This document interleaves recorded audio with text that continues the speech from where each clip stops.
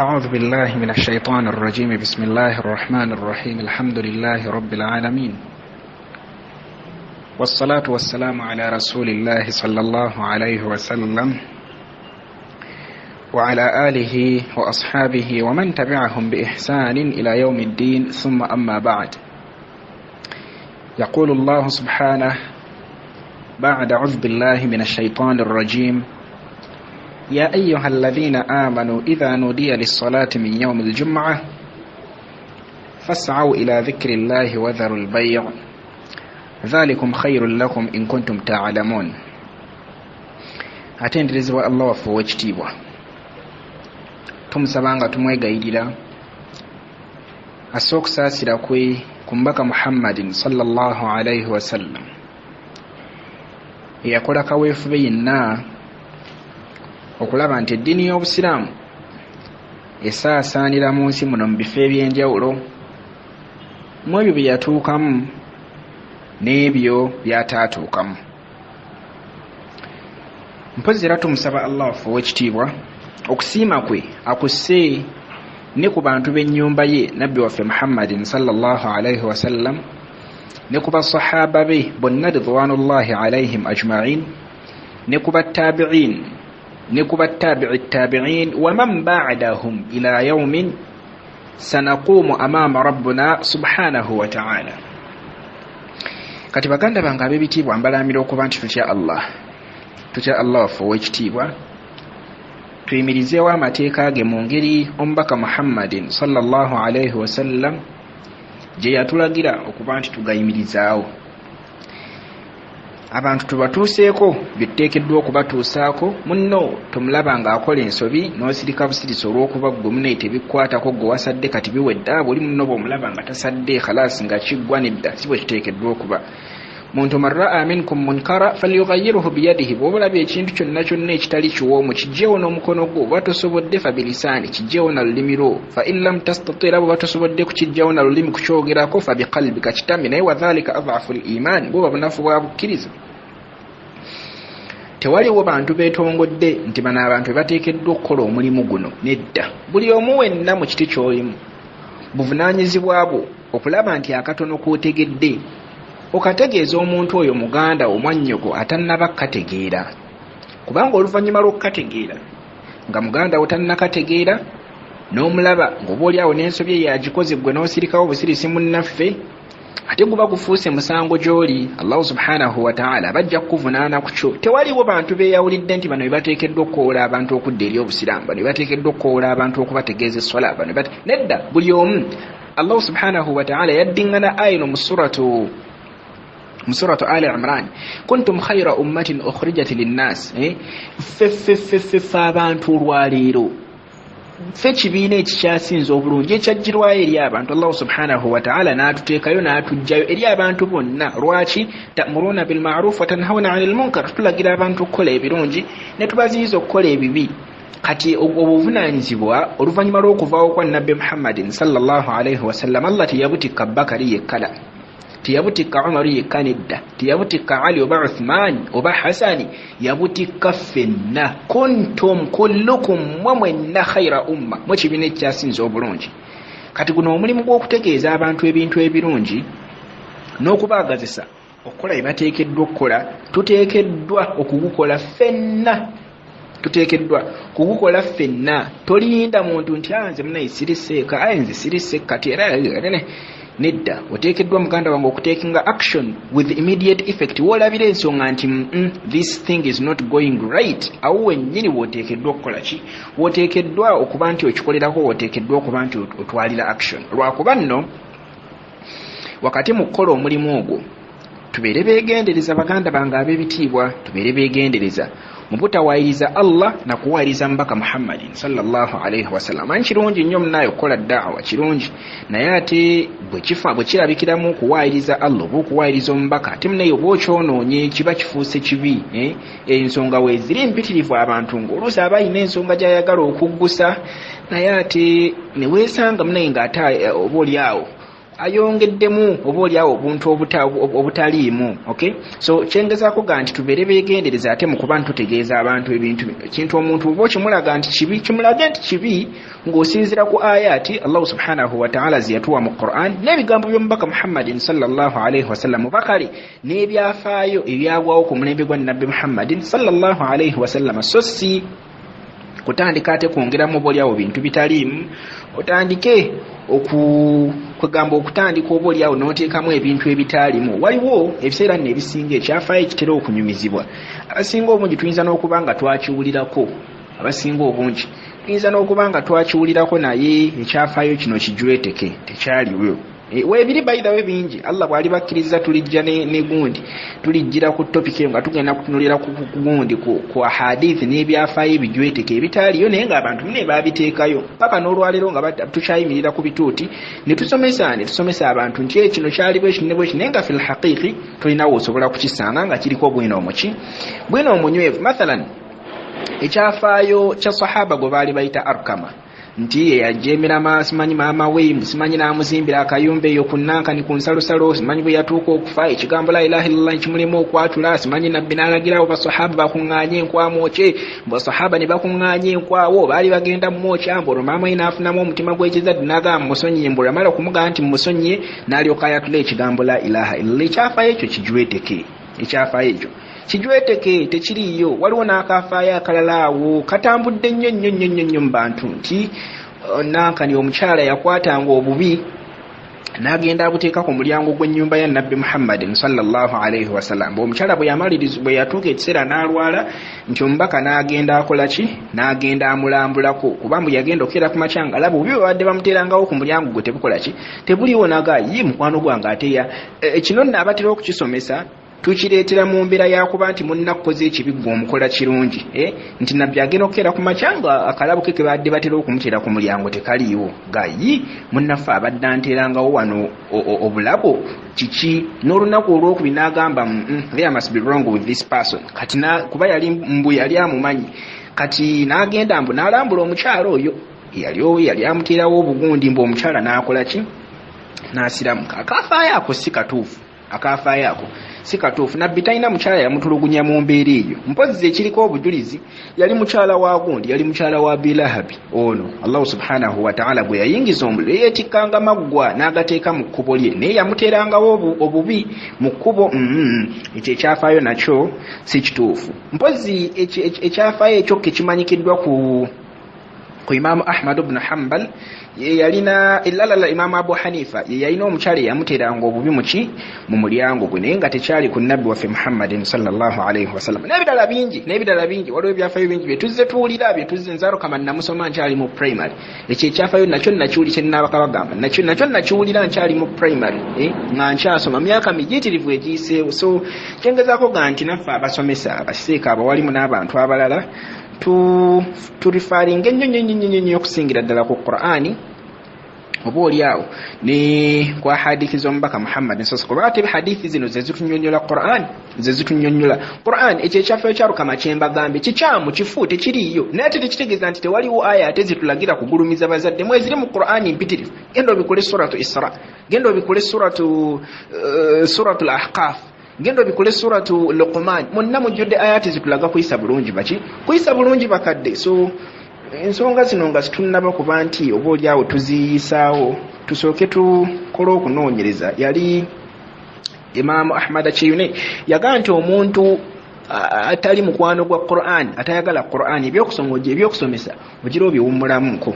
Omuntu atayagala kubikula Qur'an ebyokusomesa ogira okola ki ogira obiwummulamu. Oyo Sheikh Kiyune bw'ati bwe yayogera. So tubeere beegendereza baganda bange ne ku bigambo byetukola ki ne ku bigambo byetegeeza abantu. Kakati nno wakati nno mu kwagala okumaliriza ensonga zaffe zino ze tubaddeko ez'omuntu aliko esswala mu Qur'ani baganda bange ab'ebitiibwa mujjuddemu ayati mpitirivu. Esswala era alikibwa ku muntu buli kaseera konna buli kaseera ne bw'oba ng'olwadde oweddeyo ebbanga ly'omala ng'okyategeera esswala ekulwalikibwako n'oba ntosobola kutuula n'oba nga tolina ky'osobola kukola era sitiro esswala esigala yateekwa gy'oli. Ayati mweziri mpitirivu tuzze tulaba hadithi ezoogera ku nsonga zino. So mu Qur'an mujjuddemu ayati mpitirivu tosobola kuzinoonya n'ozisporting out zonna n'ozimalayo. Genda mu suratul Bayyina Allah subhanahu wa ta'ala yagamba mu aya ey'okutaano wama umiru illa liya'budu allaha mukhlisina lahu ddin hunafa'a wa yuqimu s-salata wa yu'tu z-zakata. Sina kye nabalagira wama umiru illa liya'budu allaha mukhlisina lahu ddin. Mu abantu temuyina kye mwalagira okujjako okusinza Allah mukhlisina ne ikhlasu entuufu ng'enniya ntuufu. Hunafa mweweyo eri Allah tuyimirizeewo esswala tuwoyo ne zaka. Kiragiro min Allah.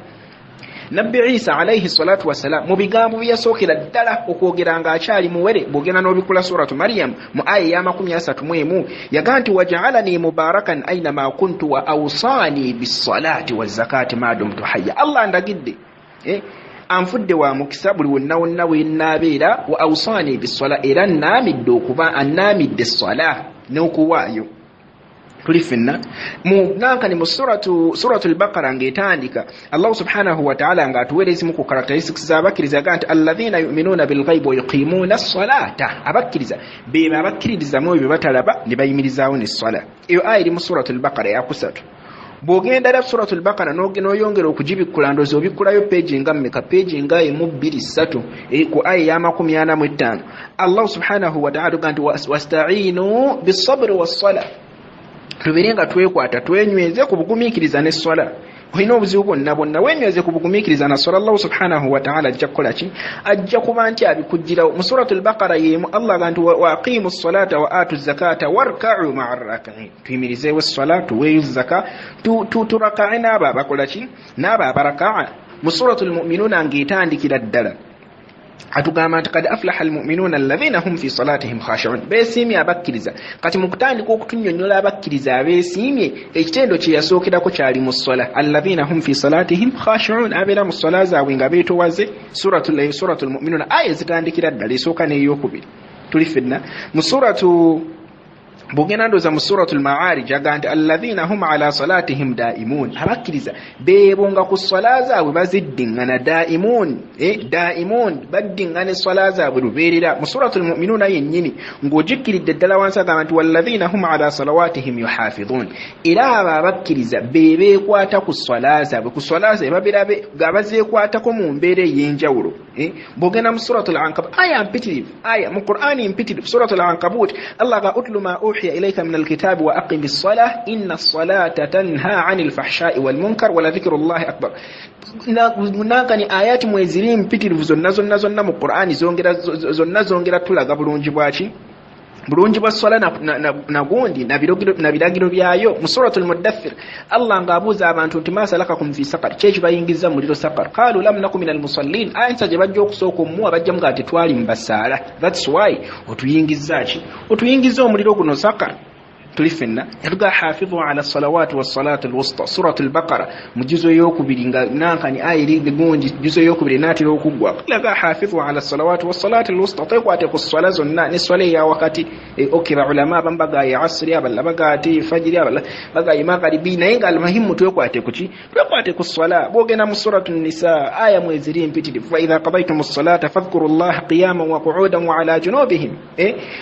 Nga ayati mweziri mpitirivu mu Qur'ani zonna nga zongera kukola kizongera kuba nti zitulaga nti omuntu ateekeddwa kuba nti asaala. Omuntu bw'obanga olina obulamu obutaliimu swala muganda wange nga teba birungi gy'oli ensonga teziba nnungi gy'oli. So tubeere nga twekwata ku swala obulamu bwaffe bwonna. Allah subhanahu wa ta'ala ajja kuba nti atugondeza amaisha gaffe okuwangala kwaffe kuno ku nsi ate ne bwe tunaaba nga tuzzeeyo mu maaso ge Allah ajja kuba nti oba oliawo atusasulamu ku ffenna kye tuluubirira era nga yejjana. Kyewuunyisa nno muganda wange abantu twagala ejjana ssebo osanga n'omuntu omukaafiri bamuyitaani lukulwe ng'ayagala ejjana ssebo ne faaza gw'olaba oyo paapa naye ayagala jjana.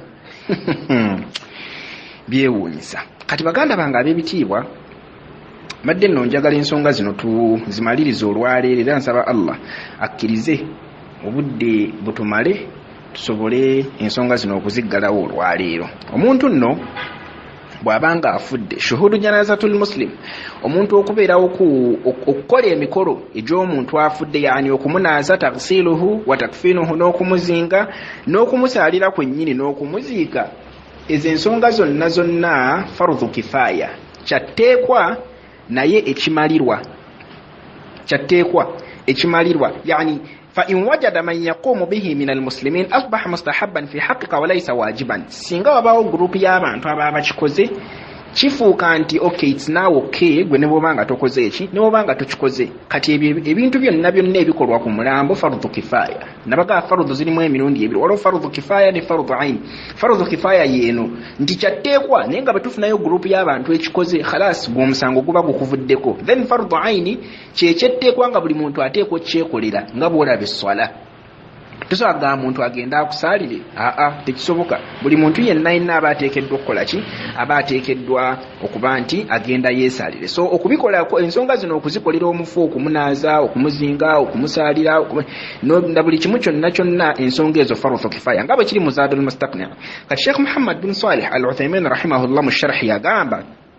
nti wa'lam anna kulla farudhu kifaya tegeera tuberenga tukimanya nti buli nsonga yonna eri farudhu kifaya yetteekwa naye ng'emalirwa idha qama bihi man yakfi saqata anil baqin kasita abantu abamu bagikola khalas ebeemaze ebeewedde kubasigadde bonna baate bakola ki baate bavunaana fa in lam yujadu illa wahid sara fi haqqihi fardu aini kati Sheikh Uthaymin n'agamba nti naye bwe watabaawo gurupu y'abantu nga waliwo omuntu omu yekka then kati sara fardu aini ala hadha ebeefuuse fardu aini ku muntu oyo kikyategeeza nti singa omuntu afa nga tekuli muntu yenna yenna ku kyalo okujjako ggwe tukirabye no waggulu nti okumuziika omuntu okumunaaza ddala kibi farudhu kifaya naye kasita ku kyalo konna kubanga tekuli muntu n'omu nga ggwe wekka asigaddeko bwana Musa kati okumunaaza okumuziika n'okumukola buli kimu kiba kifuuse farudhu ainu gy'oli kiba kifuuse kyatteekwa ng'oteekeddwa okukikola ndoza tuli fenna kati waqawlu muallif dafnuhu farudhu kifaya muallif watugambira ono author w'ekitabo watugambira nti okumuziika kyatteekwa ekimalirwa wama yatawaqqafu alayhi dafnu farudhu kifaya aidan kati n'okumuziika nakwo kiba kya farudhu kifaya kiba kyatteekwa ekimalirwa wakadhalika ma yatawaffaqu as-sala n'essala bwekyo bwefaanana alayhi farudhu kifaya nayo si yatteekwa emalirwa wa hamluhu min al-musalla ila al-maqbara n'okumusitula okumujja wano otumusaalidde okumutwala gye tugenda okumuziika nakyo farudhu kifaya lwaki lianna ma la yatimmu liwajibu illa bihi fahuwa wajibun lwansonga bwabanga tewaliwo omuntu yenna yenna asobola kuba nti atuukiriza ensonga eyo okujjako ggwe khalas eba emaze okufuuka eyetteekwa gy'oli bw'atyo Sheikh Muhammad bin Salih Al-Uthaymin rahimahullah mu Sharh al-Mumti' bw'agamba mujallad ogwokutaano ku nnamba ya peegi 265 kakati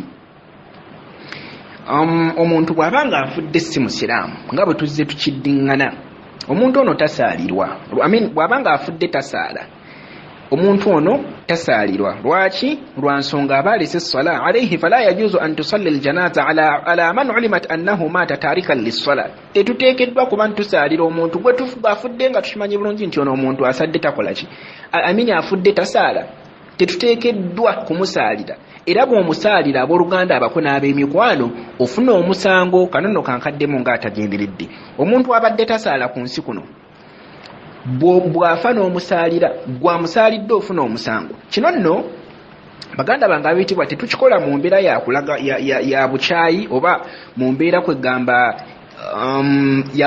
to negatively incite people no but this is the truth omuntu bw'osaalira omuntu abadde tasaala ofuna omusango manye kikufunyisa omusango oba oyawukanya ku kiragiro kya Allah oba oyawukanya ku kiragiro kya Allah subhanahu wa ta'ala mu suratu tauba aya y'ekinaana yagamba ba'da a'udhu billahi minash shaitanir rajim wala tusalli ala ahadin minhum mata abada wala taqum ala qabrihi innahum kafaru billahi wa rasulihi wa matu wa hum fasiqun temugezaako n'omulundi n'ogumu ne musaalira ala ahadin minhum mata abadan tetugezaako ne tusaalira omuntu yenna yenna abaafiridde mu mbeera eyo ne qaburiye wala taqum ala qabrihi tetuyimirira ne kugundi ne kaburiye tetuyimirira ne ku kaburiye lwaki innahum kafaru billah yajemera Allah subhanahu wa ta'ala n'omubaka we wamatu wa hum fasiqun ne bafanga bononefu kati gwe omuntu Allah gwalangiridde nti mwononefu gwate okumulaga ekisa ensonga eno oba ojjajjifuniramu ddala Nabbi Muhammadin sallallahu alayhi wasallam teyafuna budde teyafuna mukisa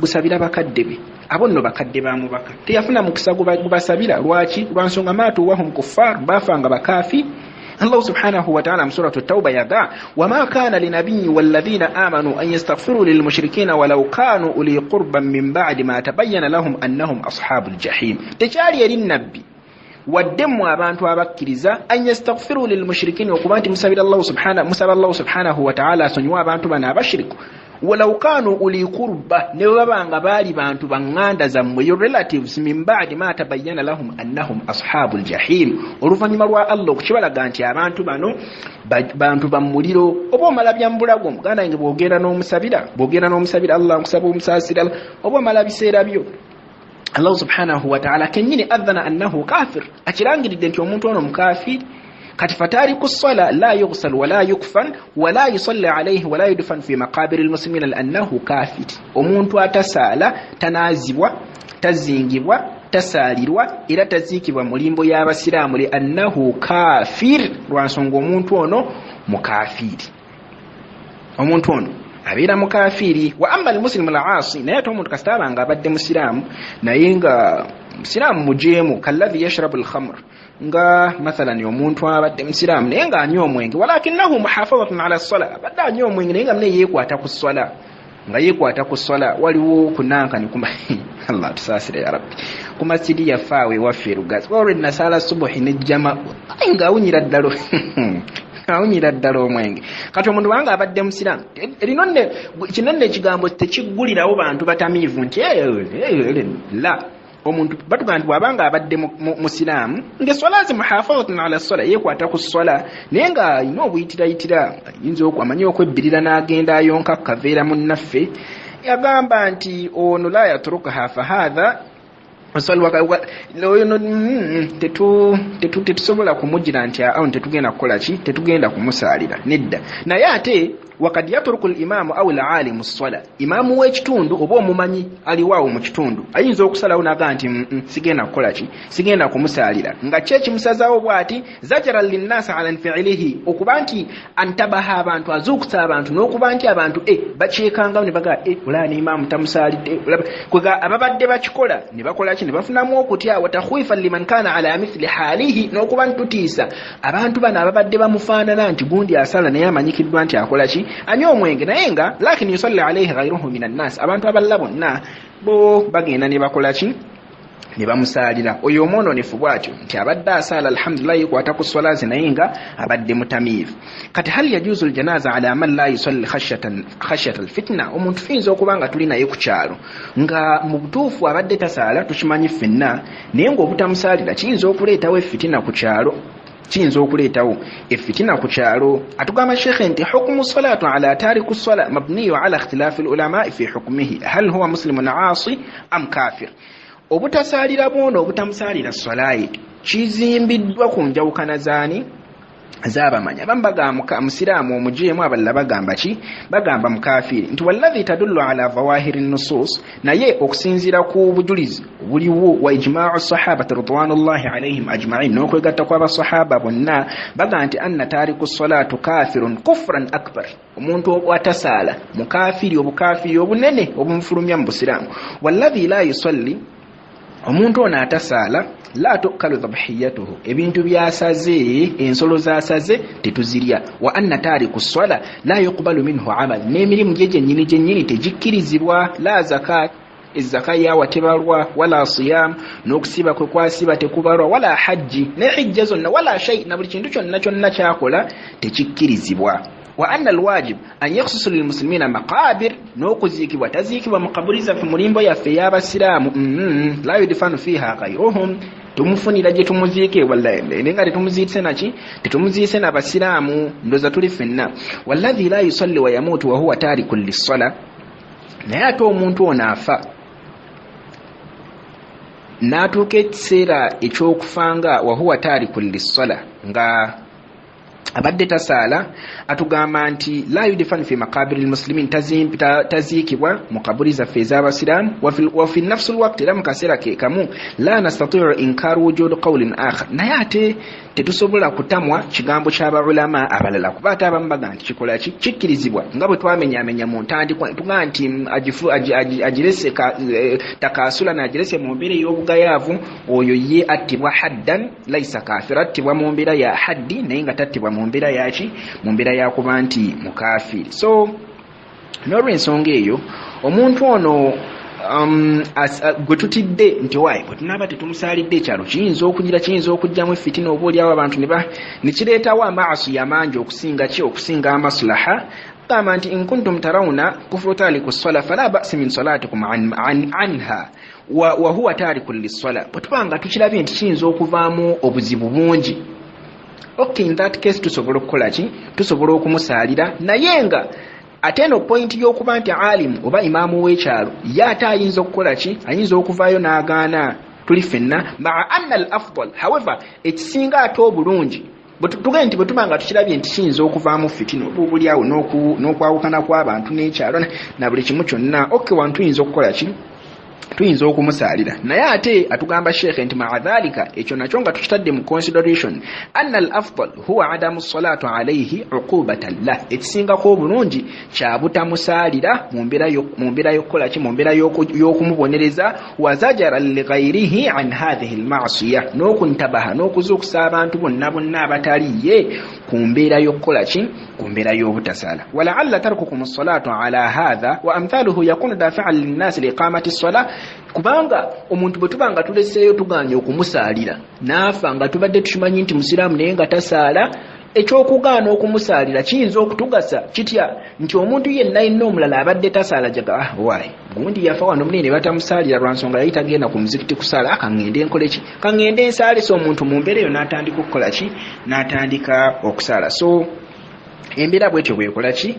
Embeera bwetyo bwefaanana. Mu kumaliriza nno ensonga zino tugamba nti omuntu atasaala esswala ng'agiwakanya mukafiri era attibwa nga mukafiri. Omuntu atasadde ng'esswala emuyiseeko mu mbeera ya bugayaavu, omuntu ono attibwa haddan, attibwa ng'ekibonerezo naye nga si mukafiri. Then omuntu esswala gwebeeyiseeko nga olwa udhur ng'alina ekisonyisa wonna wabajjukiridde esswala eyo kiba kyatteekwa gyali okuba nti ayimirizaawo esswala eyo, ne bw'aba ng'agijjukiridde mu kaseera akatakkirizibwa kukola ki? Akatakkirizibwa kusaalirwamu. Tugenda nno okukoma wano olwaleero lwa nsonga obudde obutukkiriza okukoma. Bwana Medi, ekibuuzo kyo nzikiriziganya butereevu naawe nti kibadde kigwa mu musomo guno, naye olw'obufunda bw'obudde Allah bw'anaabakkiriza insha Allah katukirabeko enkya, katulabe hadithi ekyogera eri mu Bukhari, hadithi eyogera ku nsonga yo bwana Medi eri mu Bukhari, namba ya hadithi 3679. bw'oba oyina eyo talkhis, bw'oba oyina mijallada eri mu namba eri mu mujallada ogwokusatu, namba ya hadithi 10:3 tujja kulaba insha Allah ne Imam Shafi'i ebigambo byayogera ku hadithi eyo biidhnillah. Hopefully olunaku lw'enkya, kubanga wano already obudde bwe tulina okukomako twabuyiseemu dda, naye nga katusabe Allah subhanahu wa ta'ala abeere nga atufuula abantu abawuliriza ebigambo ne tujjamu ebisinga obulungi. Waffaqa Allahu al-jami'a bima yuhibbu wa yarda. Wa subhanaka Allahumma wa bihamdik nashhadu an la ilaha illa anta nastaghfiruka wa natubu ilayk. Subhana rabbika rabbil izzati amma yasifun wa salamun ala al-mursalin walhamdulillahi rabbil alamin. Assalamu alaykum wa rahmatullahi wa barakatuh.